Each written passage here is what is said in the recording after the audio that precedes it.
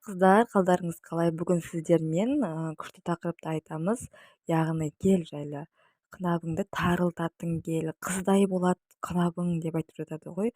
Сол гельдер сіздерге қандай зиян, қандай көмек береді, сол жайлы әңгіме айтамыз. Каналға тіркеліп лайк басып кетіңіздер.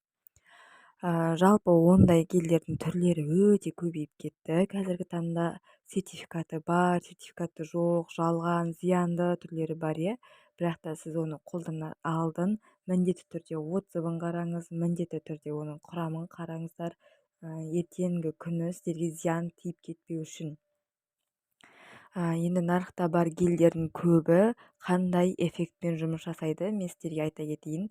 Оларды қынабыңызға жаққаннан кейін қынапта раздражение деген, яғни ісіну пайда болады. Ол қынаптың ішіндегі стенкалар оған әсер білдіріп ісініп кеткендіктен жыныс мүшесі кірген кезде как будто тар сияқты сондай әсер қалдырады. Бірақ та оның уақыты ұзаққа жетпейді. Көбіне сатқан кезде айтып жатады, иә, 1 сағат бұрын жағып қойыңыз, жарты сағат бұрын жағыңыз деп айтып жатады. Дұрыс қой, иә? Неге?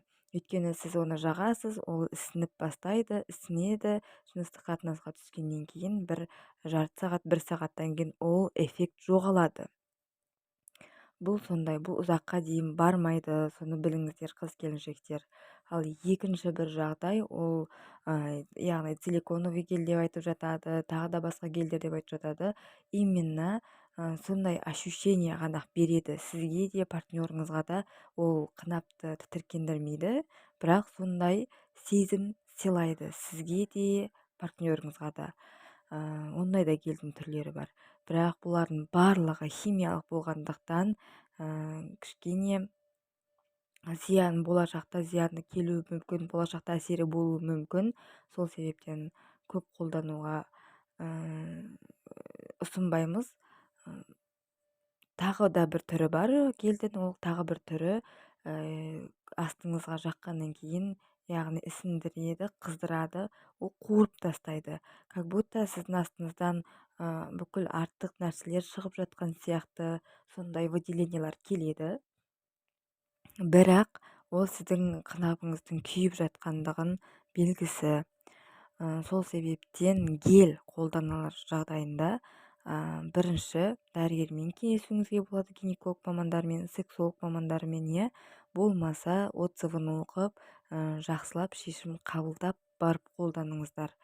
Ең жақсы жолы табиғи қынабыңызға күш беру, қынабыңызды қатайтудың жолы ол фитнес, йога, сондай жолдармен ғана сіздер тарылта аласыздар. Жалпы дегеніміз қынаптың іші ол бұлшық ет. Сіздің аяқ бұлшық ет, қол бұлшық ет сияқты, ол да бұлшық ет қой. Оны сіз ойлаңызшы, гельді сіз өзіңіздің саныңызға, не болмаса қолыңызға жағу арқылы бұлшық етіңіз қатайып кетпейді, бұлшық етіңіз күшейіп кетпейді. Сол жағын ойланыңыздар. Егер де сіздерге қалай фитнес жасаймын, қалай қынабымды тарылтамын деген қызық сұрақтар болса, онда маған WhatsApp-қа жазыңыз. Мен сізге қызықты фитнес, құпия фитнес деген сабақтарымыз бар. Бағасы өте қолжетімді, 5000 теңге тұрады.